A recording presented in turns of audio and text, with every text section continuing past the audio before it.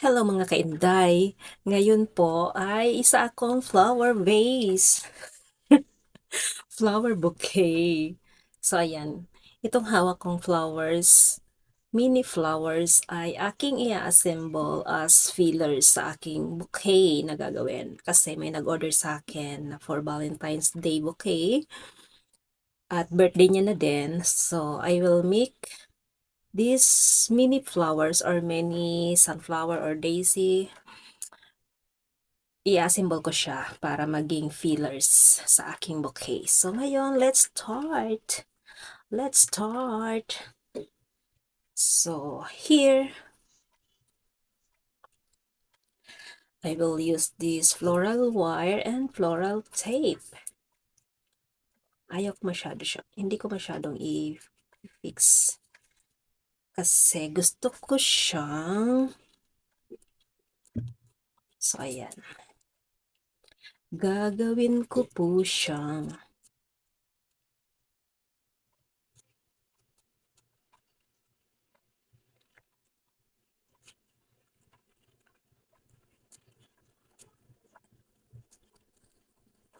so ayan. Maybe 5 na perasong ano, and then 1 in the front. Pwede nyo siyang i-ano.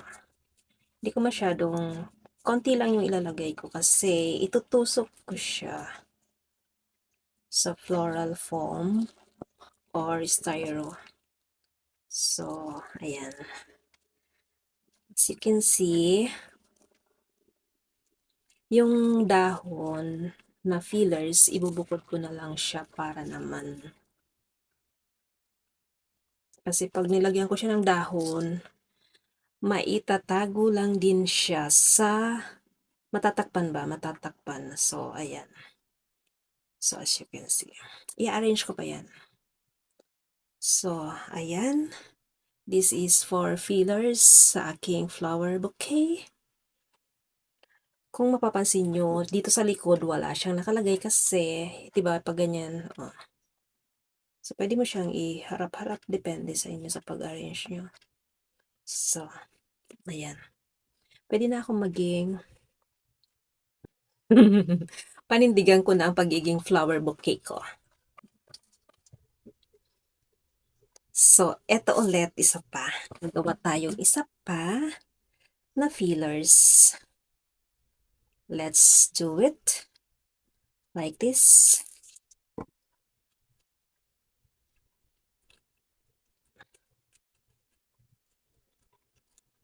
Ganun lang. Higpitan nyo para hindi naman kumawala siya. So, ganun lang paggawa ng ating fillers para sa ating flower bouquet. Happy Valentine's pa nga pala sa inyong lahat, advance. So, sa mga gustong mag-order, fully book po tayo. Akala mo naman mayroon pa. Hindi kasi ako makagawa because I don't have enough time here. So, fully book po ang ating kunyang kasi limited lang ang ating time dito. Ginagawa ko lang siya kapag aking break time. Ganon lang. Hindi ko pwedeng i-occupied yung time ni amo kasi ang pinunta natin dito ay maging katulong. Joke lang. So, ayan.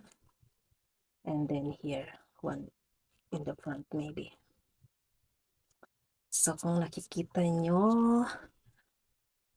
nakagawa na tayo ng fillers, mini flower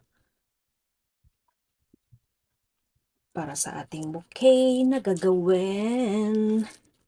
So, hanggang matapos, hanggang dulo, pilipitin mo lang. Nakadepende sa inyo guys kung anong kulay ang gusto nyong gawin. Basta ko ito ang gusto ko. So, ayan. Panindiganan natin ang ating pagiging flower base. Puwede na. Flower vase or flower bouquet. Thank you for watching.